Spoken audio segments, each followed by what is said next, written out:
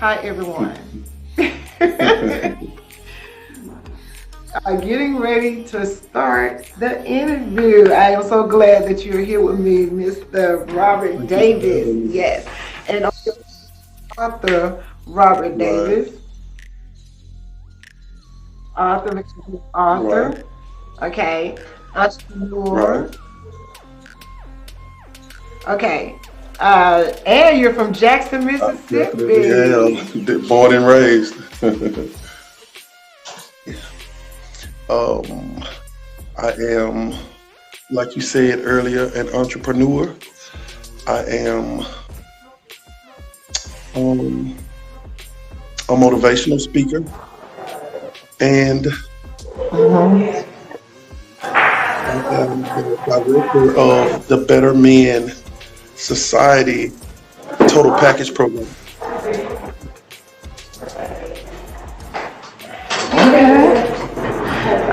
Okay, so I know that basically you was, and correct me if I'm wrong, the leader of a gang. Yes, ma'am. Am I wrong? No, ma'am. You're not. You're not. I am. I grew up in a neighborhood called Verdant Addition. It's one of the rougher neighborhoods in Mississippi, in Jackson, Mississippi. Of course, Jackson, Mississippi is the capital city of Mississippi. There was not much to do in when I was growing up. My neighborhood was infested with gangs and drugs, and that was the thing to do. You know, when I was coming up, that was the thing to do. Um, I believe God allowed me to be part of that world, part of that life, so I could learn to draw men. You know, I was always a leader. Even then, when I Mm. became part of that organization, that situation, that organization tripled in size because I was that kind of person. I was that kind of leader. I had always had a magnetic personality, and men always grew to me. With that being said, as I grew, I used the gift that God gave me. I use the gift that God gave me to draw me toward the positive and toward the light. You know, so yes, ma'am. Okay, so how old was you when you became a gang member? Like I said, that was like breathing for us in our neighborhood. I was about 11 when I became, basically in my neighborhood where I'm from, when you're born, you're joined. When you're born, you joined. We're born into it. Yeah. Like our uncles, our fathers, our friends, our brothers, they're already members, and the flag is already up as far as our household, as far as our neighborhood, and we're just born into the situation, so, but when I really began to um, take it serious, I've always been a serious person with everything I did. And at the age of 11, I really started on that journey. Okay. So where was your parents? So you was you I know you said that your uncles, brothers, fathers and stuff. So was your father a gang No, ma'am. member? My father was a Mason. And, I want to say this, that basically all males, they want to be part of something strong. Whether it's a football team, whether it's a stepping group, whether it's the chess club, whether it's, being a Dallas Cowboy fan, a 49er fan, or whatever it is, all males want to be part of something strong. And this is just one, being a gang member is just one option of being part of something strong, and that's what I do in the Better Men Society. I give males another option, something positive, something strong to be part of.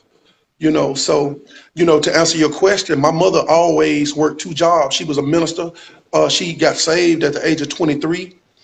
And she Mm-hmm. always worked two jobs. I've never known my mother to work less than two jobs. So she was always at work.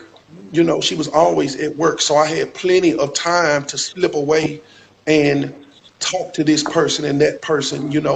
And like I said, the gang was in my house, it was at my grandmother's house. My uncles were there. It was across the street. It was Mm-hmm. at the store. It was down the.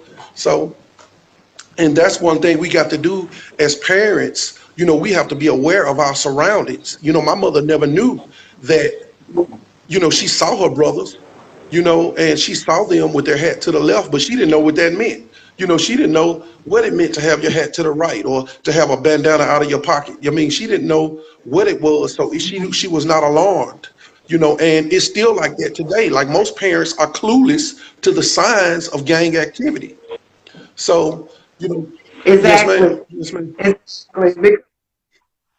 Because growing up, I was around the gangs and Yes, ma'am. stuff, and then basically when I moved to Memphis, I became like a leader of Yes, one ma'am. of, Yes, ma'am. uh, approach me, so it's real easy. And I used to wear my little handkerchief hanging out the back, and the side, all that Yes, ma'am. stuff. Like you said, the parents don't know No, what's going ma'am. No, on, ma'am. so I heard your Yes, ma'am. music. I know you right, y'all. He does gospel Yes, ma'am. rap, but he did gangster rap before he started Yes, doing ma'am. gospel rap. And I heard this music, and oh my God, I'm like, okay, his gospel rap is Yes, really ma'am. good. You Yes, know what ma'am. I'm saying? All gospel is good anyway. Yes, ma'am. Boy, gangster Mhm. rap is so fast. He should have been signed a long Right, time right. ago. So, But the thing about that, question to you is, I was gonna say the thing huh? about that is, God is so meticulous that if I had been signed, my friends would always tell me that. They would say, you're the greatest artist never heard. They would tell me that, like, man, you're the greatest artist never heard. And it's not like I didn't try. I was on a record label, but you know, things happen, situations happen. I'm writing about it in my book where it just led me in another direction. Mhm. I feel like if I had been signed, I would not have gave my life to God. I would have been, money would have been my God. You know, um, Yeah. that life would have been my God, and I would You never probably have. would have been caught up with Right, right, you probably would have been caught right, up with all that other right, stuff that's going on in the right, industry where they fighting right, and this gang against this right, right, gang, right, and stuff. Yeah, right. You know, yeah. I was But so I want to ask you, if somebody came to you and say, "Hey, we still want to play your music, or we want you to do ghostwriting for gangster rap, even though you're in ministry right now, would you still do ghost, or would you still put your music out?" If you had that opportunity, somebody came to you right now and said, "Hey, look, man, your stuff is fine, and we want to put it out." So, what would you do? well, actually, I was the type of person, like I said, I've always been serious about everything I've done. And I have a suitcase full of music that I never put out, that I never produced. And I'm actually about to turn that over to someone. I'm all ears if somebody, Mm-hmm. I'm all ears if somebody wants to purchase that suitcase. So, I thank you for asking me that question. But of course, Yeah, like yeah. me myself, I'm on another path, and like God has blessed me with the ability to write music, and I do it even better. I do Mhm. it just as good and even better for God now, and I'm going to show the world really, really soon. I still have my own record label, and we're going to make some music that's going to change the world. Oh yeah, I can believe Yes, that. ma'am. I can believe it. So, I'm gonna have to come down there and get on something. Most definitely. Represent for Most Mississippi. definitely. Most definitely. I can't wait to give you a feature. Yeah. So, okay, tell them about your. You have a lawn service too, Yes, right? ma'am. Yes, ma'am. It's called Immaculate Lawn Care, Manpower, and Maintenance. One thing about it, my great grandmother was one. She had a garden in her front yard. My great grandmother, she grew peppers, she grew tomatoes, she grew, like beans and greens and that kind of thing, lettuce and that kind of thing, and corn even. So, touching the ground, me helping her even back then, touching the ground all has always been a part of me. So, basically, my mom laughs at me because I'm like Edward Scissorhands when it comes to some bushes. Like I can trim a bush with my bare hands, and like Yeah. I feel so at ease when I'm out in the yard doing yard maintenance and landscaping. I mean, it's kind of like second nature to me because Yeah. It is. yeah, I like beautifying things for one, and just seeing something transform. It's one thing my mother always told me, and please forgive me because I love my mother, and my mind always relays back to the messages that she taught me. But she would always tell me she knew me, and she knew my temper. She always, I would never hide anything from her, and she would tell me, Robert, your hands are for life and not death. You know, and Exactly. and that always stuck with me whenever I was, at my last of the last of the last, and I was about to do something. I would hear her voice tell me that, Robert, your hands are for life and not death. And sometimes that person would be spared. Sometimes that person would, you know. So Well, grandma was always saving folks, right, even when they're not around and right, stuff. right. Because they probably do. Whoever was there probably had a praying grandmama too, or a Most praying mother definitely. too. And we need to get back there. We need to get back there. These days we have families that, you've heard the saying, a family that prays together stays together. You know, um, a lot of us made it like me, like I was into everything. And every time I see some young man lose his life on the news, it makes me want to go harder with the Better Men Society. It makes me want to do something else positive for the Lord. It makes me want to reach out and change the mind and go do some motivational speaking to a crowd of young men because I was them, and in my mind, sometimes, I'm fully conscious of the grace of God. You understand what I'm saying? Like it was just grace and mercy. Yeah. It was grace and mercy that allowed me to be here. Because in my mind, I'm not supposed to be here. I'm supposed to be either in the grave or in the penitentiary in my mind. But I'm just so glad that God doesn't see me like I see myself. You understand what I'm saying? I'm just so glad that He had a different plan for my life. Exactly. Exactly. So you have any kids yourself now? Of course I do. Yes, ma'am. How many Yes, you have? ma'am. Yes, ma'am. And How many kids do you have? one of my daughters is on the live right now. She just said, "Daddy, I'm so proud of Okay. Hi, you." honey. Her name is Angel. Her name is Angel. Hi, Angel. And like I said, my kids are everything to me. Being a father is one thing that changed my life. It's one thing that really changed my life, and it should change the life of every young man. One thing about it, in my book is called Letters to the Motherland.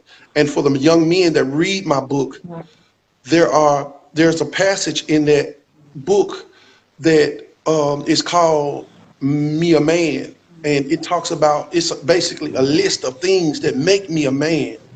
And um, in that, in that letter, it says that I will not bring a child in the world until I myself have fully grown, you know, Mm-hmm. and that's one thing that more men need to do. That's the mindset that more of us need to have. Like we don't need to. I mean, us as black men, we love adversity. Like we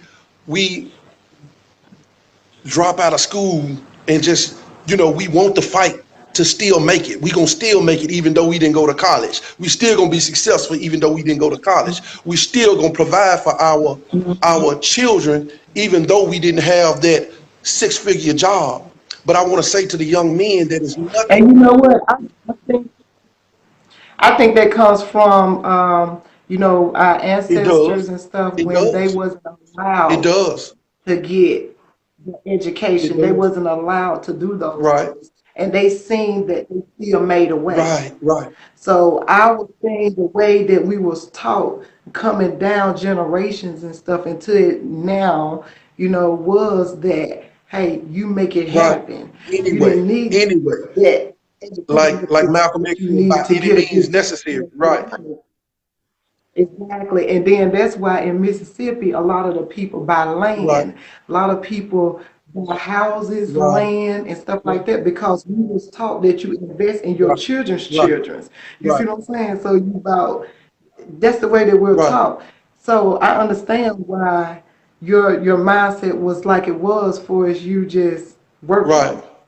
working, Right. and what about education because that's what's brought down from But one thing generation. about it, working was in me, but it was not on me. Like this is something new to me. Like since I've been a man, I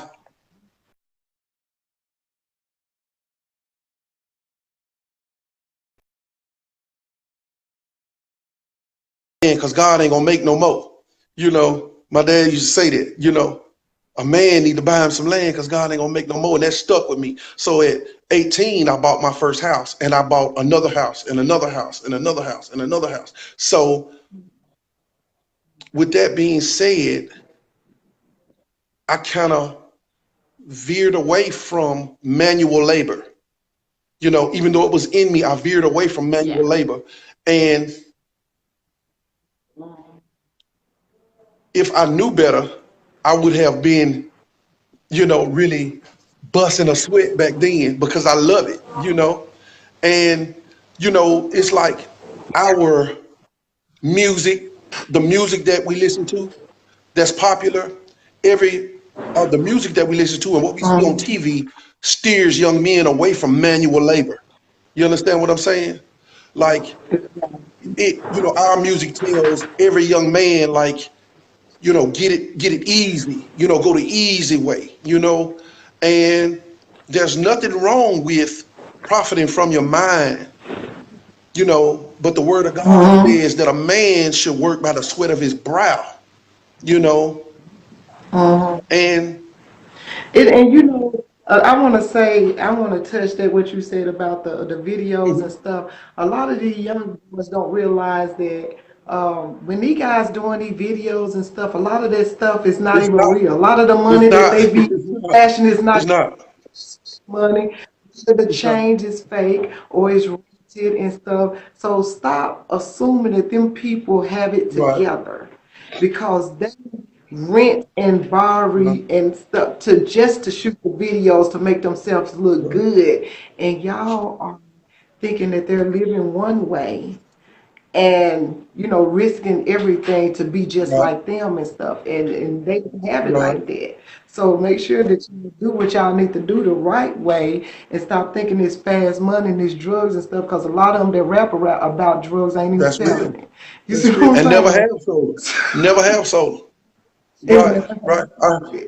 I have a friend um that he was, like he has a record label, a record label. Guy on his record label going hard. He was telling me about the guy.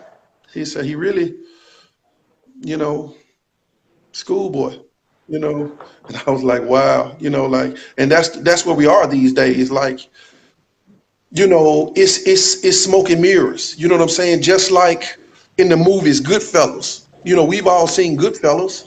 Like Joe Pesci, he was the ultimate gangster. But in real life, Joe Pesci is an actor. Joe Pesci is an actor, and that's what this is about. It's smoke and mirrors. This is, when we get on the microphone, most people are acting. They're drawing a picture of someone else's life or something that they saw on TV or some person that they know.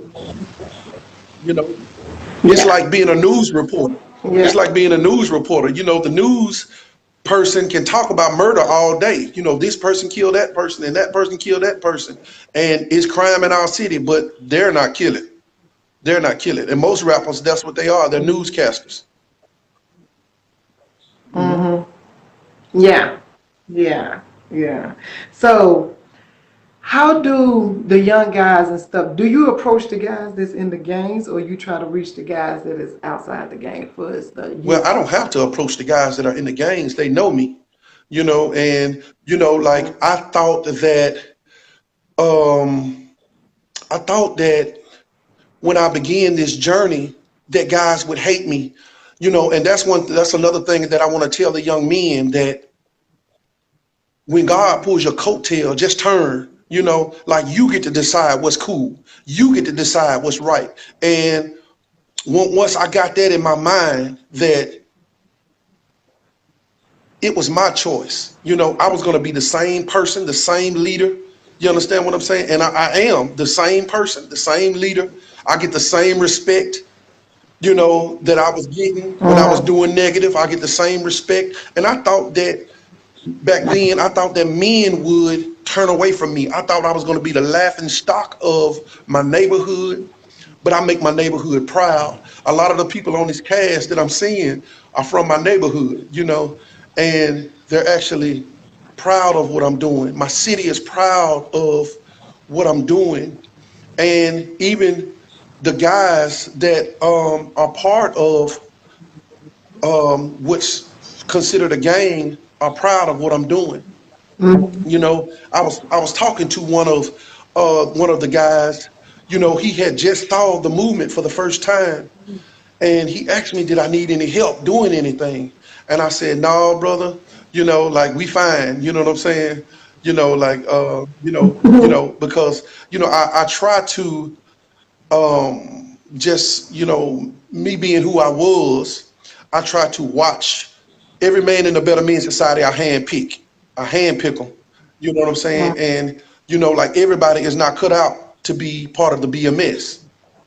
Just like everybody isn't cut out to be a Mason. Everybody isn't cut out to be, part of this organization or that organization. Okay.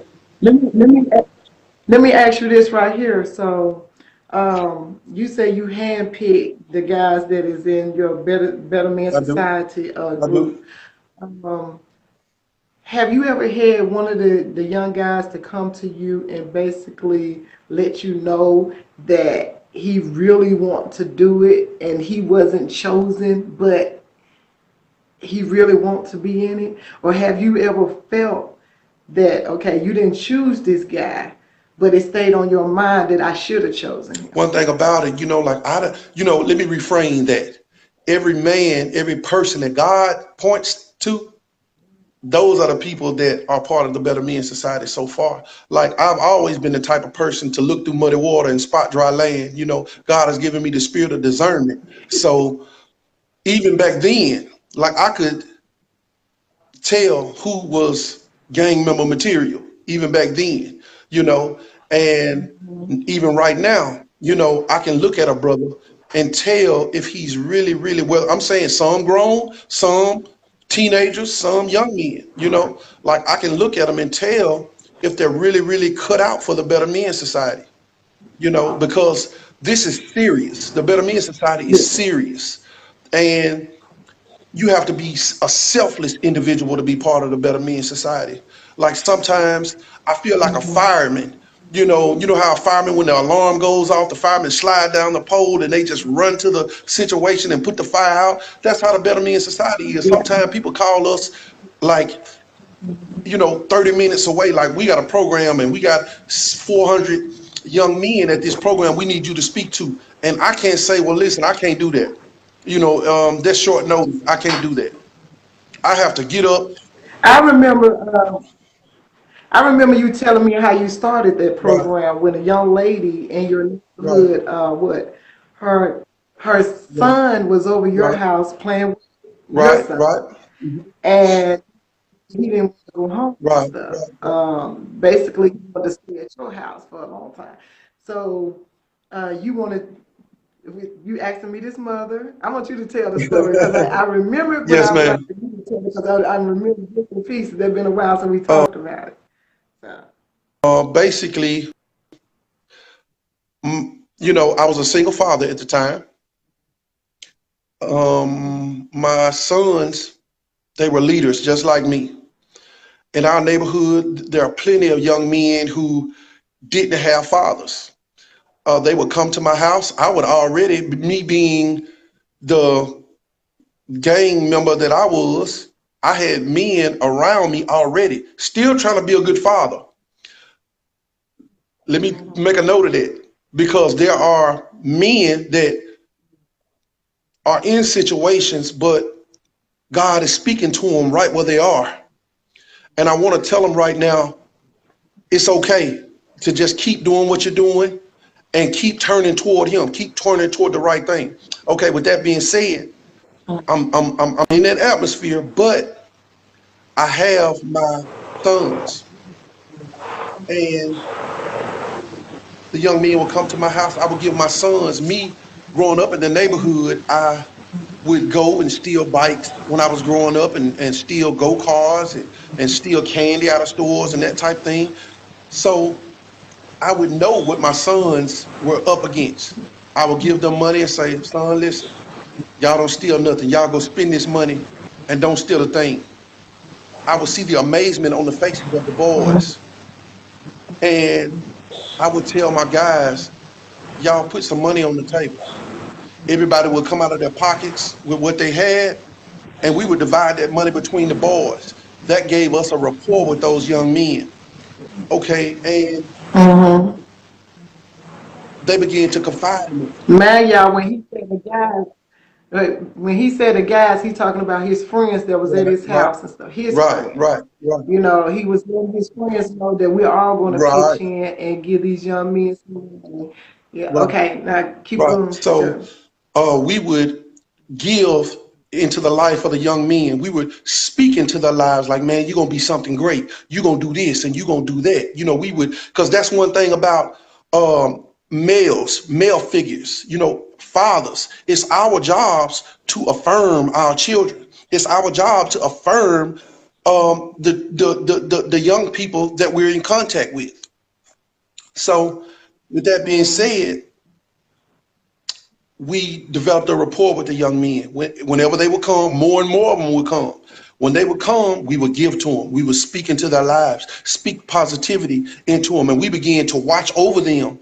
Wherever they were in the neighborhood, we began to watch over them. We began to interact with their families. Most of their moms, we knew their moms. We grew up with their moms, or their moms were older than us, or whatever, whatever. So one night, the young man that you spoke of, he was at my house. It was about 10 p.m. And I asked the young man, like, where's your mother? And he said, well, she's out south. I'm from North Jackson. That's where my house was, North Jackson. He said, she's out south. So I said, call her. Why hasn't she called for you? Or why hasn't your dad called for you? He said, well, I don't know my dad, but my mom is out south. He called her. We had landlines at the time. So he called her, and I heard her ask him, how are you moving around in that dark house? And that let me know that their lights were off in their house. I told him, I said, well, listen, let me speak with her. And I told her, I said, sister, I know you don't know me from a hole in the wall, but my name is Robert Davis. Our sons are friends, and God told me to bless you with something if you would accept it. She said, well, okay, I can't make it to you tonight, but I'll come to your house in the morning. And I said, that'll be fine. That was my first time networking with the Better Men Society brothers. I got on the phone. I started calling each one of them. I said, man, we got a situation. This sister need our help. Her lights are off. We got to do something. They was like, okay, B, because that's what people call me, B. Okay, B, I'm on my way. And all night, my phone rang, my door. People were knocking on my door with $6, $8, $9, $10, $13, $15, $20, $25. And we ended up with about $360 for the sister by 9 a.m. the next morning. And when she got there to me, I handed her the money in an envelope. I handed it to her, and she said, "Mr. Davis, I don't know if you knew it, but my lights were off. But I don't need all of this. My light bill is not but $240." I said, "No, sister, that's all yours. You know, like that's from us to you." And that was the first function for the Better Men Society, and we've been doing the same thing ever since. Okay. So what's your, did you already have the society or you No, decided ma'am. after that to start? Well, I was, after that, we began to do that repetitively.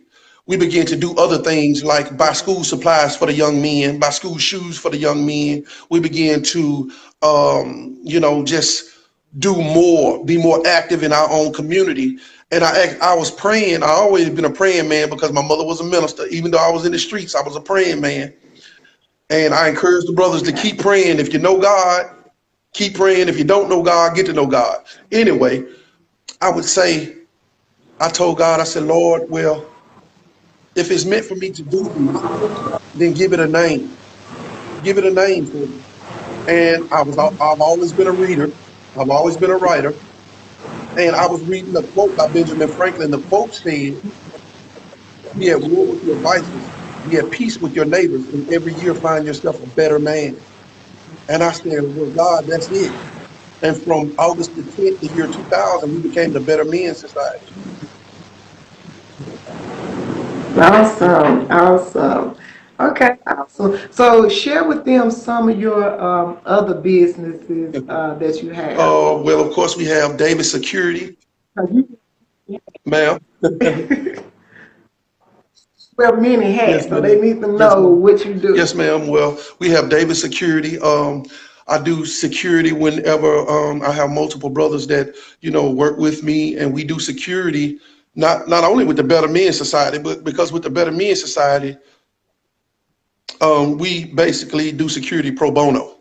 Like if it's a mom and pop store and that mom and pop store is having problems with the neighborhood that they're in, or if it's a church event or a particular church that needs security, or a particular person that needs security, like we will do that for free. But out of that was born David Security because, of course, as much as you want to, life is not free.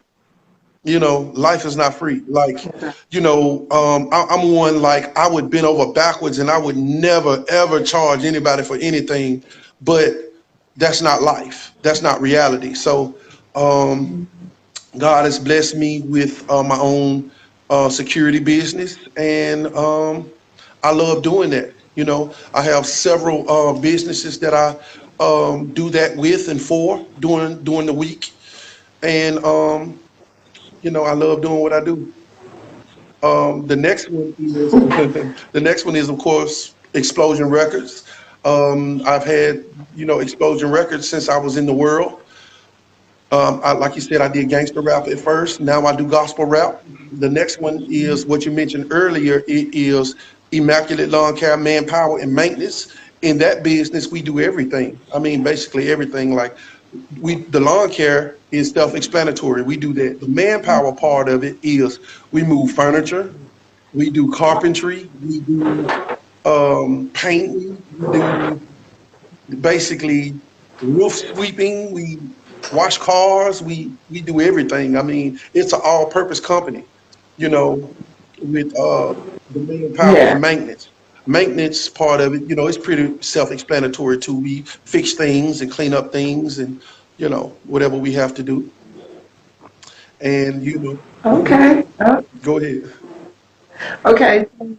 So by you changing your life, uh, did any one of your sons decide that they want to be a part of the game, or did they follow you and your path that you got going on now? Well, there are different ages. I will be honest with you. Like when I was part of that, my oldest son became part of that, and um, he made some wrong choices, and he's incarcerated right now. And we're about to pray him out. out of that situation right now. The thing about it that I want to tell our fathers is that while you think you're being a good father, you can't teach one thing and show another. You can't teach because I was telling my sons, don't do that. I was telling my sons, don't go that way. But all they saw from me was certain activities. But I'm gonna say this right here: you never know that son's path in Right, life, because a lot of times the chosen right, ones have to go right. through Oh man, I'm certain so proud of things him. and do certain I'm things that a lot of people is not going to agree with, but it's setting them up for a certain path in right, life. Just like you being the leader of a right, gang, right. I mean, the leader of a gang. That was setting you up to know the streets in order to help the Definitely, streets. definitely, You get what I'm saying? definitely.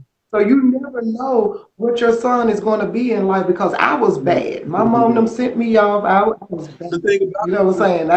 I was the thing about it is, I was the child that had, go ahead, go ahead, go huh? ahead. The child that had the teachers. It would be like two or three Mhm. teachers sitting around and just be in the classroom. They were like, "What is wrong with Right, you?" right, You know, right, but look at me now. I mentor kids and right, stuff. I go in the boarding schools and speak to the kids. I get kids out of right, gangs and stuff right, now. And it took me to be among that in order to be able to reach out to them and know how to approach them and know to do my real job in life, which is what I'm doing, my mentoring and right, stuff. You right, know, so you never know why he was sent there. right. Like I said, my his But the path. thing about it is, whenever I talk to him on the phone and I tell him about the Better Men Society, he say, "Daddy, I can't wait till I get out of here because I'm gonna be right with you doing the BMS thing." And you know, Yeah. that's the thing about that I cherish right now because I'm showing my kids another side of me. You know, like we're in a generation where sometimes our children get to grow with us. They see our growth, and that was my life. Even though I had great qualities as a father, great qualities, my children never lacked, never wanted for anything. That part they didn't have to deal with in life, because I was a provider. They didn't have to deal with that part. But at the same time, um, the way I interacted with people was not good. And the reputation that I had was not good. And that's one thing that I regret. You know, the reputation that I had gave my sons a sense of entitlement. You know, and that's one thing that our children are experiencing these days. Like our parents, us as parents, like our reputations are so bad that you know, when our children ask people about us, like people are like, your parents are like, woo, like, and we let each other's children do whatever because we're kind of afraid to be mentors to each other's children. Like we don't like our children to be chastised by other people, you know. Exactly. And me and one of my friends, we talked about that on one of my shows and stuff. That basically we need to go back to the Right, old right, time way where it took a village to right, raise a right, right, child. And as long as and she asked me on my show, she was like, Rosita, where did we go wrong at? I said, we went wrong when people started saying, don't tell my child nothing. right, You know what I'm right, saying? Don't tell me nothing about my right. child. And then when something happened to their child, then they ask in the neighborhood, well, why didn't nobody say But you anything? know, Well, you the same person that said don't say the nothing. thing about that You see is what I'm saying? character. The thing about that is character. Like I'm one going back to answering your question. Like every mother in my neighborhood trusts me. If I say your son did Mm-hmm. this or that, like they know that their son did this or that. Mm-hmm. Mr. Davis is not one of those men that is going to falsely accuse a young man of anything. As a matter of fact, if anything, I'm going to protect them from somebody else that is accusing them of something. As a matter of fact, I'm going to stop the mom from spanking them if I possibly can. But with that being said, I'm one that I'm obligated to tell these young men the right way to go. I mean, they've seen me and they know me.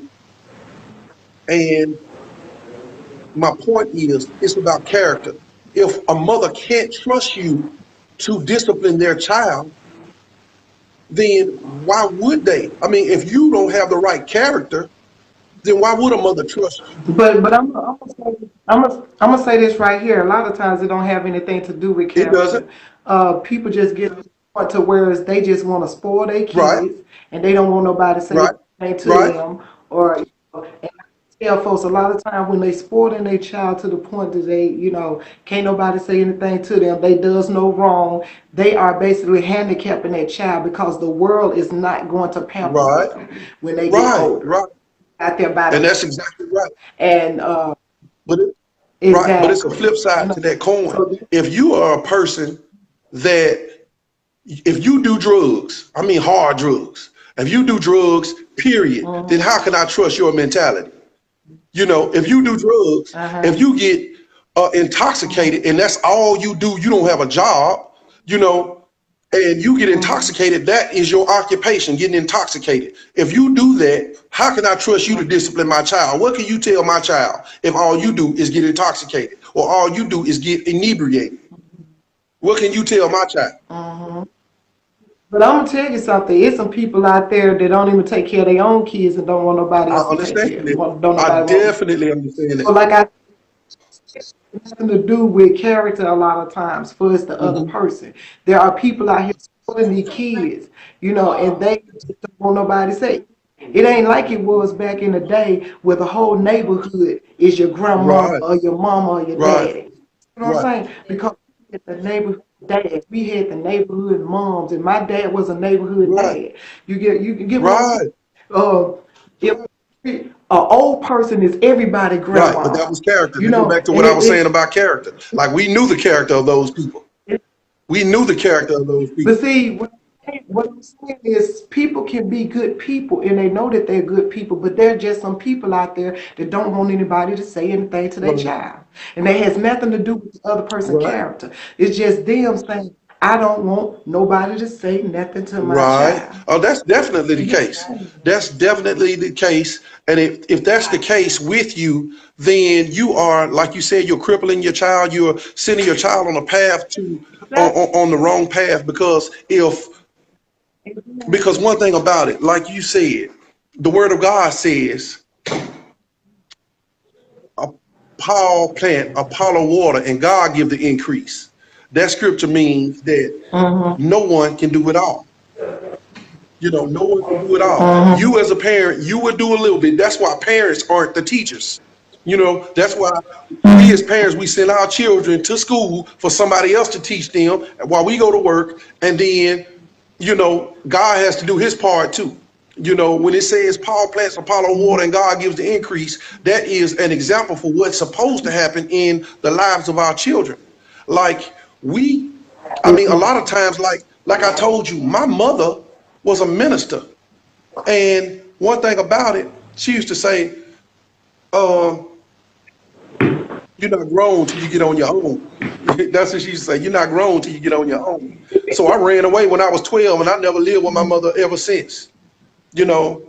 And that's what gave me access to the streets because I ran away from my mother's house. With that being said, I'm saying a lot of times you can be the greatest parent in the world and your child will still be insubordinate. Your child will still do what they're not supposed to.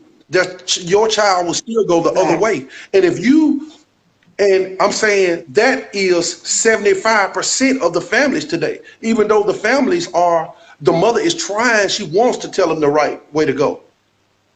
But 75% of those children are going to lend their ear to somebody else. And if you don't want your child, if Exactly. you don't want your child, nobody else to tell your child something great, You know, these are people that actually Mm-hmm. care about your children. If you don't let those people tell your Right. children, listen to your mother, because sometimes that's what it takes. Sometimes your child may go next door Yeah. to your friends, to their friend's mom, Mm-hmm. and it takes the friend's mom telling Mm-hmm. them, listen, do what your mama say. Do what your mama say. Exactly. I, I had experience down here. When I was dealing with the neighborhood kids and stuff, and they was gang members, so I used to always watch out for them. They had me that they can talk to. I teach them how to do resumes, interviews, and stuff Hmm. like that. So one of the young ladies, she had ran Hmm. away. And so her mother was asking the kids in the neighborhood where she was at. And one of the kids said, I bet Miss Rosita can find her.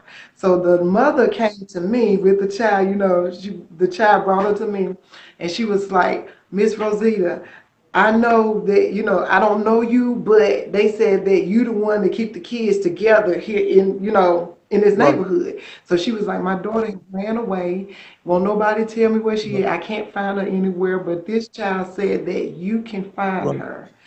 I said, hold on one second. I made one phone call to one of my boys. I don't have no kids, but I got like 30 something right, kids that right, call me right. It happens mom. like that. And I was like, I said, hey, so and so mother is here looking for her and she have ran Right, away. I said, find her right right, now. He said, Mom, let me make a phone call. He made a phone call to one of her friends, a boy that he knew that she liked, and that's where she was at. I said, tell her butt here right now, here, to my right, place, where her mom is right, at. And that's what he did. right.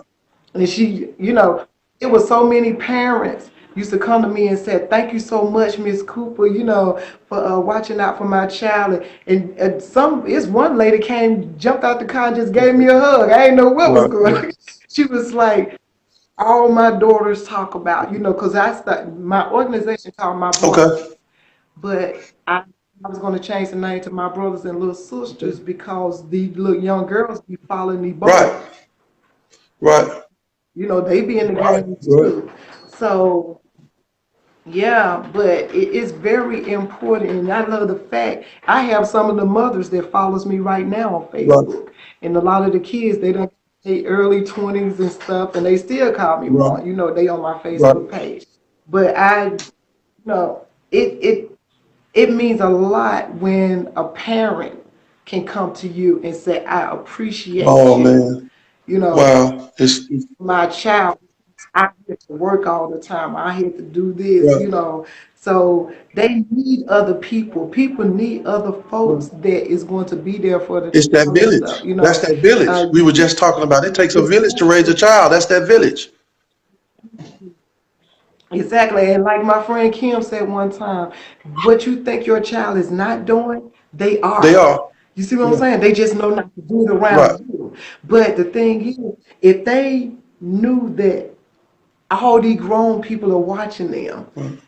and they would tell Right. it and you're going to Right. listen, it's very seldom that they're going to do Right. something. You know, You see what I'm the saying? thing about it It, is, it shouldn't be. it's also self accountability. Like we don't put that in our children these days. Like even if I'm not with you, and another thing, the fear of God. Like we don't put that in our children Yeah. these days. Like even if I'm not It's with you, and even if you don't care, God is watching you at all times. God is watching you at all times. exactly. And with that being said, I mean, that stopped me from doing a lot. Not everything, but I'm saying, Mm-hmm. like do you remember a time when people would pass by a church and turn their music down? They would take their hat off. They would put their liquor down. I mean, even when they were in their car. But Mm-hmm. nowadays, men will stand on the church ground and curse. They'll stand, like they'll throw beer Mm-hmm. bottles on the church ground. Breaking into the church. Excuse me, bless me. Oh, bless you. Excuse me. Like that's the thing about this interview. Like I've been going through, I've been having like a head cold, but I knew one more time that I could not postpone this interview. I could not do it. I could not postpone the video. Yeah. I was actually I'm glad my voice. right, right. I spoke with you this morning. You could barely speak. I remember. I remember. And like I was on the clock when we spoke earlier. I had to clock out to literally get on this interview. And I'm glad I Oh, did. I'm okay. glad I did. I'm definitely glad I did. I'm glad Uh you huh. did too. I appreciate you Uh being huh. here. Hmm. Okay, so let me ask you this right here. I know you have your labels. Well, I know you want to do Okay. big things with your Okay. label.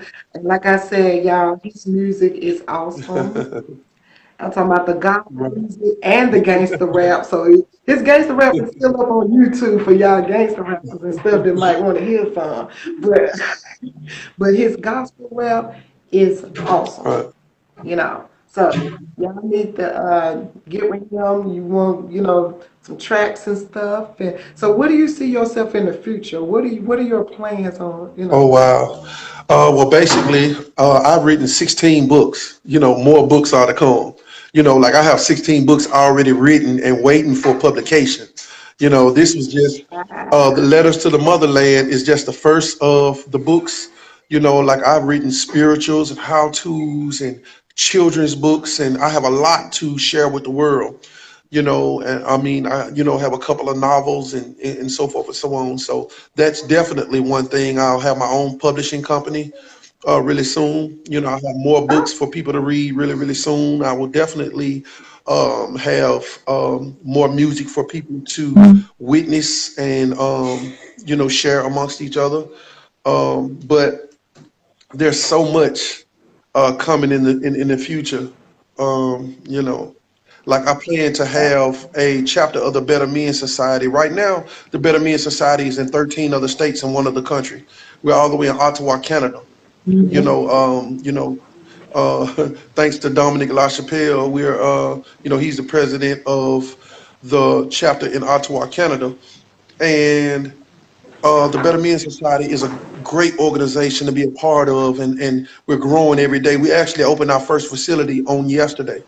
We actually opened our first facility in Jackson, Mississippi on yesterday.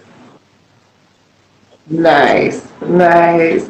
So are you planning on taking one down there to Memphis, Tennessee? I'm looking, I have family in Memphis, and I always joke with my family about starting a chapter of the Better Men Society there, or finding us a building there. But like we need somebody to do that. We need somebody to do that. I can't be in 1,000 places at one time. We need somebody. So Well, I'm from right, Mississippi, but at 19 I moved to right. I Memphis. know, But I know. where I'm from and Memphis like 15 minutes Right, apart from each other. So I'm Memphis, Tennessee right, too. So I got a lot of connections there right, too, as well as right. family. So we gonna look for you somebody to help you in that Well, I'm area. definitely waiting. Like I said, um, the men that are part of the Better Men Society are regular men. We're regular men, nothing fancy, but at the same time, we're selfless men. If a selfless man that will give his last to help someone, then he may be Like my right. dad. He may be Better Men Society material, but nine times out of 10, I'm telling you, like, when you introduce them to me, I'll know, Yeah, I'll know. yeah. I'm serious. These Okay. brothers are some different kind of brothers. Yes, Yeah. ma'am. So tell them your social media site so they can basically find you, where to find your music, your where to get your book. Well, my book is on iTunes, Google Play, Amazon, Barnes and Nobles. If they go to Robert Davis at Facebook or Robert Davis Author Speaker at Facebook, they will see the link. Um, I will probably post a link in this in the comments below, after the interview. Of course, we're the Better Men Society on Facebook, www.bettermensociety.com. You can email us at bettermen.society@gmail.com. Explosion Records with the XSPLOSION Records. Explosion Records with the X, no E, just the X. Explosion Records. On YouTube, Facebook, um, Twitter. Definitely follow us on Twitter at the Better Men Society. At Twitter, follow me at Robert Davis, author, speaker, founder at Twitter. Explosion Records at Twitter. I mean, these are the three names to put in and look for. I mean, if they go to my page, Robert Davis, author, speaker, or Robert Davis on Facebook, they can see all the links under my name. They can see all the links under my name. Awesome, awesome. So, anybody that you want to say thank you to for tuning in Oh today? well, I see a lot of my people. I want to thank Luke Turner. He is the president of our Daytona Beach chapter of the Better Men Society. Alicia Crabtree, she's actually from Memphis. Tamika Montgomery, that's one of my favorite cousins, on the whole planet. My sister Robin Wilson is watching. My sister Allie Beal is watching. Tracy, she's watching. One of my brothers, Casnell Griffin, Cash, we call him Cash, he's watching. Miss Sharon Oliver, she's watching. Let me see, Leora Lee, she was watching at one point. My daughter, of course, she's watching. Rizla, that's my brother, one of my best friends on the whole planet. T. Roy, man, thank you for tuning in. Samantha Sims, I mean, everyone that tuned in. Stephanie Holmes, everyone that tuned in. You know, everyone that tuned in. Awesome. So I would like to thank everyone for tuning in today, and I like thank you so much, Mr. Robert Davis, for being here. And I'm pretty sure that a lot of people is going to learn a lot from what you had to say, because you was not only just doing an interview, you were actually doing a little preaching in there, I know. so you know how I we didn't mean do. to. I didn't mean to. I didn't mean to. But one thing about it, No, that's a good I thing. have to say what thus says the That's a Lord. I good have thing. to say what thus said the Lord. I mean, I am now a representative of the kingdom of heaven now. I mean, and I was this Yes. extreme. I mean, just like you hear me, I got my hands in this and I have my hands in that. I was always that type of person. When I was in the streets, I had my hands in everything. I've been an extremist my whole life, and now I'm an extremist for God. And I want to set that kind of tone and that kind of example for the men these days. We need to get back to being an example in our community. We need to get back to being a part of what's going on in our city and in our community, whether that's voting for the candidates that are leading the wards in our community, who's the mayor, and so forth and so on. We need to care about what's going on. People have died and given their lives for our ability to vote and care about and influence what's going on. So, you know, get involved is what I'm saying. Exactly. Yes, ma'am. Exactly. Okay, well, we're getting ready to end this, but like I said, thank you so much. I really enjoyed interviewing you, and blessings to Yes, ma'am. you. And You we're going to all meet up go soon get the because book. I'm Let me going to say be in. this. You all go get the book, Letters to the Motherland. Yes. I want to just say a little bit about the book before I go. The Letters to the Motherland is an eclectic assemblage of Afrocentric encouragements unveiled in a poetic form. I mean, you're gonna love the book. Anybody that's into the history, anybody that's into the people, anybody that's into the truth, or just into poetry, you're gonna love this book. It's the perfect gift for yourself, and it's the perfect gift for anybody that loves to read. Like someone that read the book said that it's a lot of African stuff. And it is, but it's more than that. In this book, I take people from a journey from what was to what is. In the beginning, I'm talking about Mhm. being about things that happen in Africa. In the end, I'm talking about there are pieces about Barack Obama. There are pieces about Nelson Mandela and about strong women like Ellen Johnson Sirleaf.